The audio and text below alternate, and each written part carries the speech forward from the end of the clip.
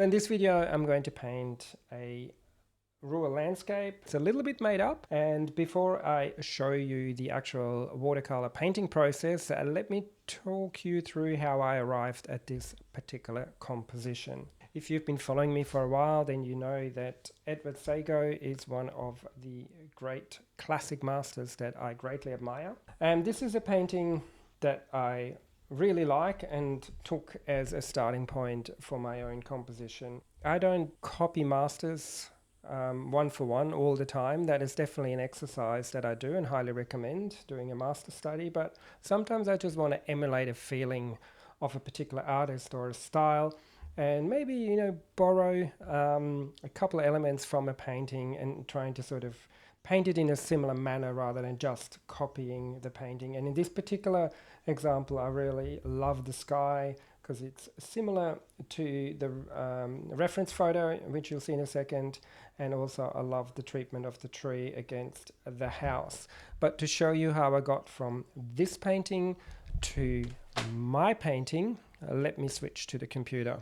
So I have these two reference photos here taken on two separate occasions in the Netherlands, and there are parts of both photos that I like. But when I was thinking about how can I create a painting that has elements of both and has a unique sort of feeling to it, it really took me looking at this painting by Saego to make the connection. And what I really like about this painting is the sky, and that is something that I wanted to emulate, recreate, not copy necessarily, but to take on the feeling and the technique of it. And you can see how the sky here in that left photo is kind of this type of sky, so that was an easy connection to make. And what I liked was this towering tree over the buildings here and the sharp contrast between this dark mass and the lighter sky, because in that left photo here I didn't really like this line of trees. That was not really impactful enough. And also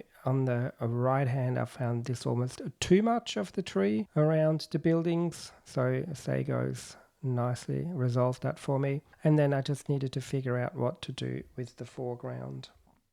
And at the bottom left is the finished painting that I'm going to show you in a minute, the process of it. And on the right was my first attempt of painting that. The values are all wrong. You can see it's way too high key. I don't have enough mid and dark values in there. But I also didn't like how I tried to copy that first reference and have this line here. It leaves me with this really awkward wedge of the field. And so I decided to use this foreground grass here as a compositional device to frame this patch of grass here with some cows on it. So, and then the house is kind of a combination of both. So there you have it. This is how I arrived from the two photos, plus with a bit of help from Saego, to create my own composition and my own version of a painting that has elements of all three.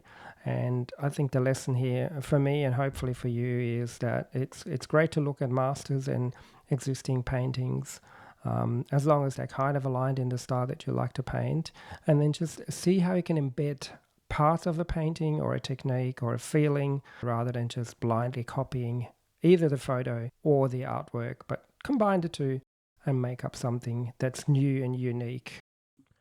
So the main thing I'm going to take inspiration from the Saego painting is the sky. And I've been doing a few videos over the last few weeks where I use this particular technique to paint a cloudy sky, and that is to start with a light warm wash.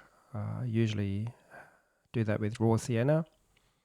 You can use yellow ochre, but it's got a bit more body than raw sienna. Raw sienna really has got this really light, effervescent quality to it. And I do this on a dry paper because I want to get a lot of dry brush edges into that sky as well, which makes these Saego skies so compelling because they have this lovely interplay between soft and hard edges and some dry brushing.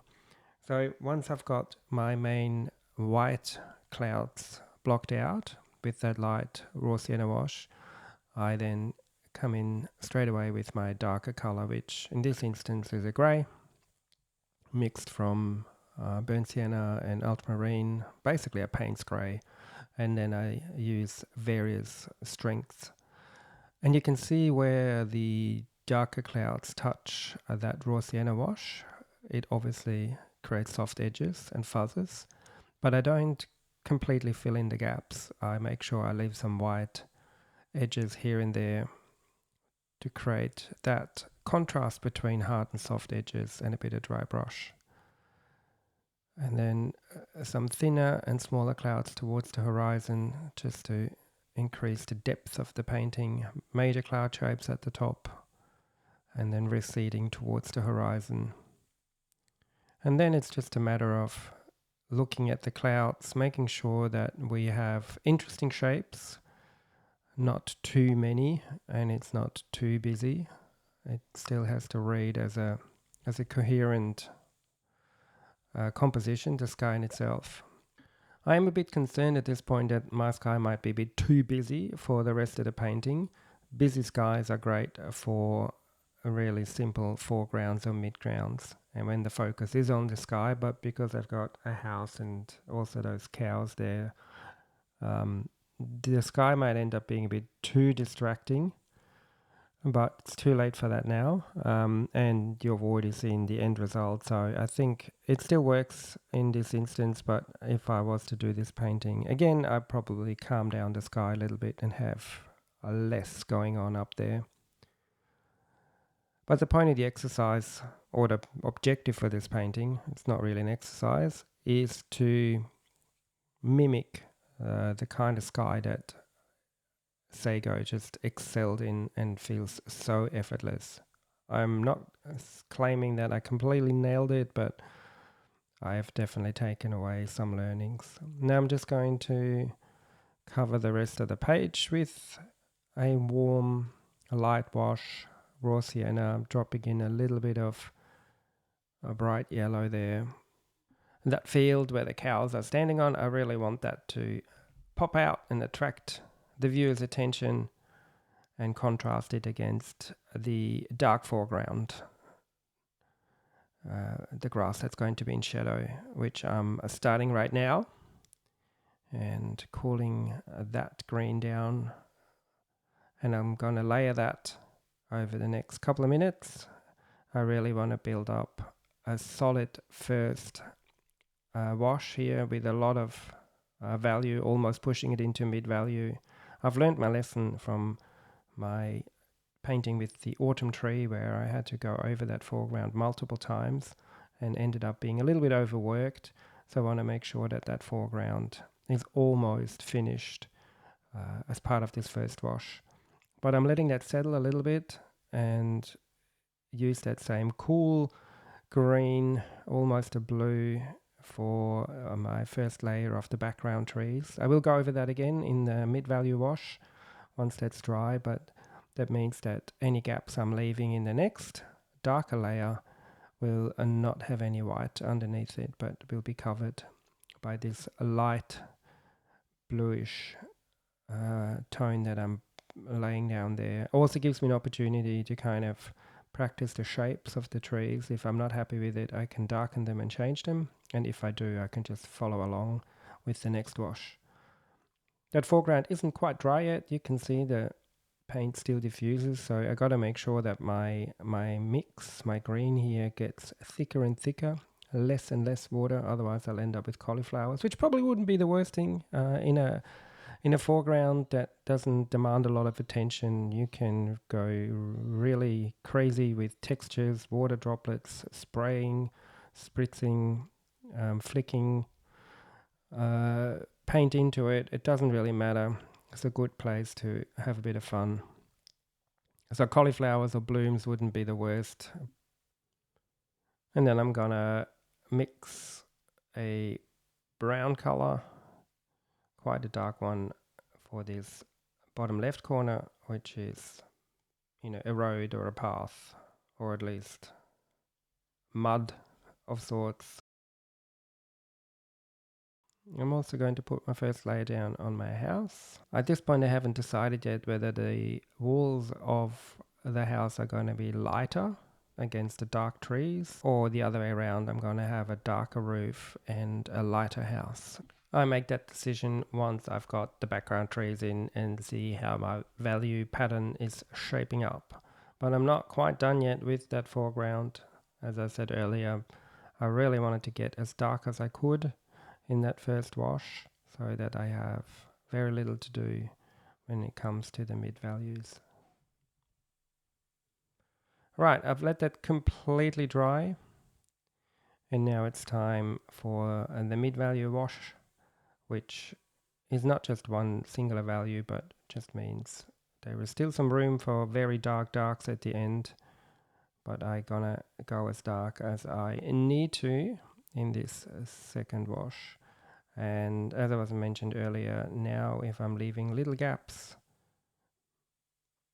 then I have that first wash coming through, which is enough to give me some highlights without it being pure white. The only white here on the painting will be what's left in the sky and the backs of the cows. I'm carefully painting around the roof because the black trees or the dark trees really define the shape of the roof and the house. So I'm going to take a little bit of care around there. And that's another, difficult spot in a painting when you want to be precise on one end, want to be careful around those roofs, but also want to be free and loose in the shapes of the trees. So it's a constant conversation back and forth between the two brain modes of flicking and twisting and turning my brush to create organic looking trees and also have the precision to not paint over my house. And I'm holding my brush almost flat against the paper to dry brush in the tree texture. When you look at Saego's tree, that is most likely how he would have achieved that look. A few swift brush strokes. I still think I'm making too many brush strokes for my trees. One day I can do this in 3 or 4 really determined big movements. But I do like taking my time and slowly building up a shape like this one at the same time. So I'm always a bit conflicted on how I should approach that. Drawing in some tree trunks there at the bottom, making sure that it's not just a boring flat edge at the bottom of those trees. Always try and connect elements into its surroundings by having rugged edges. And I'm also adding a bit more variety into the tree clusters so that they're not all the same height and width and making it look more organic. And I'm going to go for the darker house and the lighter roofs. So I'm going to add the next layer onto my house. But I don't want it to be too dark either, so making sure that there is enough room for me to add some final shadows at the end. And you can see I'm mixing a bit of a blue, grey, and then dropping in some warmer burnt sienna in there just to get some variation, even in the smallest shapes. And the shadow line under the roof. I'll come back to these bits of the houses a couple of times until I get that right. And same here, not a flat edge. It's covered with some stuff in the foreground in front of the house, whether it's grass or I don't know, something, but it's can't be just a straight flat edge. That would look very unnatural. Got to help the eye move from one shape to another. A bit of shadow on that protruding roof there as well. And this is where I find a lot of joy in painting. At this point I'm completely lost in my thoughts. I'm in the flow. And the reason why I do pick up a paintbrush It's just to get into that feeling, crafting, turning a flat piece of paper into a three-dimensional picture brings me enormous joy. Even though the roofs are going to be lighter than the rest of the houses, the walls, I want to build up a little bit more tone and also get a little bit of warmth and color into those roofs. If you remember the two references, one of them was like a blue-grey thatched roof and the other one was actually tiled, just in the style of an old farm. But I'm going to go with more of the warmer color, somewhere in between the two, because I felt like the blue-grey roof would just disappear too much. We need a little bit of color. There's a lot of green and greys happening in this painting. So adding some warmer reddish tones into the roof will just add a bit more interest to the overall aesthetics of the painting.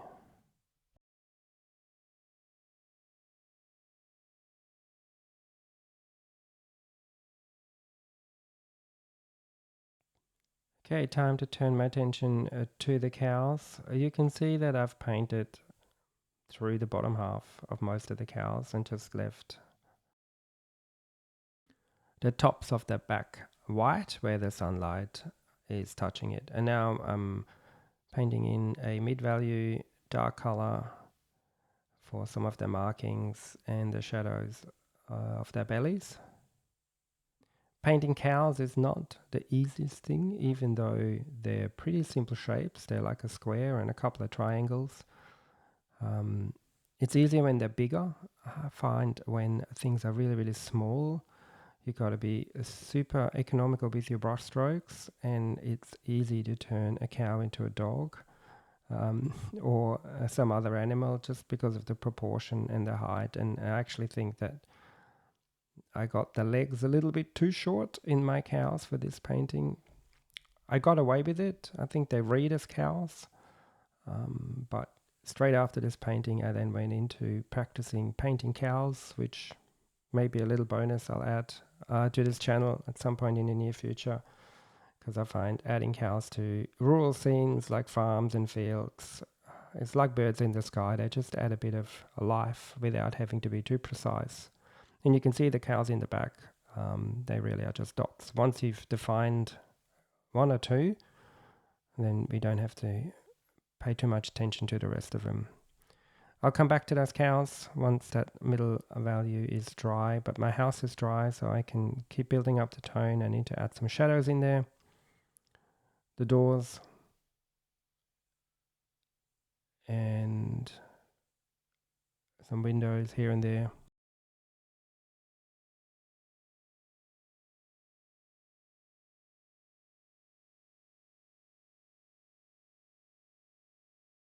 Round two of the cows. Because we're working on such small areas now, that paint dries really, really quickly. So that's just a matter of minutes before I can go back in and use that same dark value that I've used for some of the shadows on the house to strengthen some of the shadow areas there on the cow as well. Give their undersides a bit more oomph and hint at the sun and creating shadows on the animals themselves. At this point, I'm thinking the legs are definitely a little bit too short, but maybe if I hide them in some shadow and tall grass, we will trick our brains to thinking they are standing, I don't know, up to the ankles in tall grass. And I'm just going to pull that shadow line across. Helps with guiding the eye around the painting as well. Lighter in the background, a bit more shadow in the foreground. Lightly brushing over the paper